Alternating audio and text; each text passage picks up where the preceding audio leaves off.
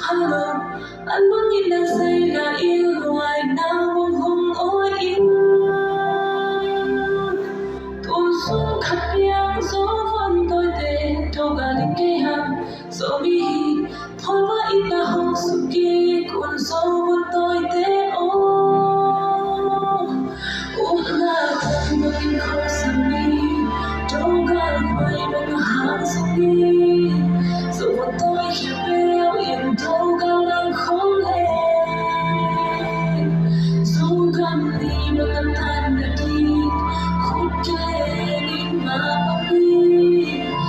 biết sao là tôi vẫn còn không lên Zogam Aa Ding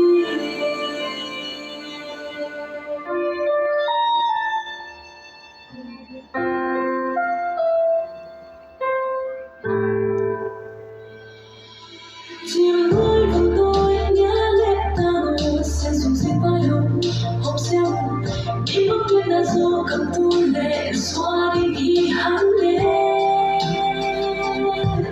tuôn xuống khắp biên gió vun tôi tê đâu cả những cây hàng dẫu bi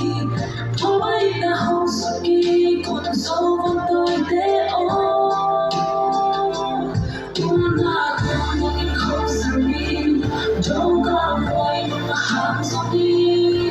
dẫu tôi khi béo im đâu cả lặng không lên Zogam Aa Ding tan đã đi khúc lên mà pawi biết sao là tôi vẫn còn không lên Zogam Aa Ding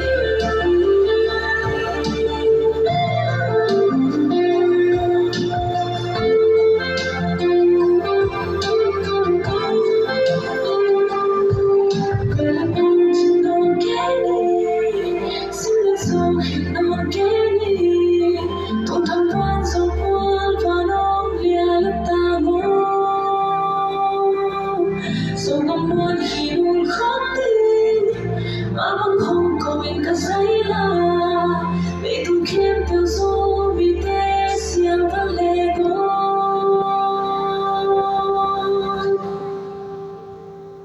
ngôn là không mà mình không sang đi đâu cả quay được cả hàng gió đi dẫu vẫn tôi khi béo im đâu cả không lên Zogam Aa Ding tan đã đi khúc lên mà pawi biết sao là tôi vẫn còn không lên là không mình không sang đi đâu cả quay được cả hàng gió đi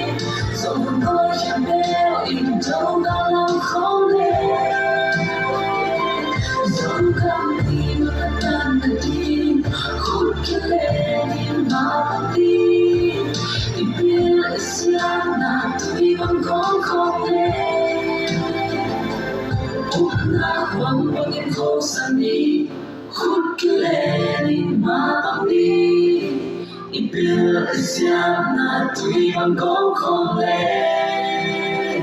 Zogam Aa Ding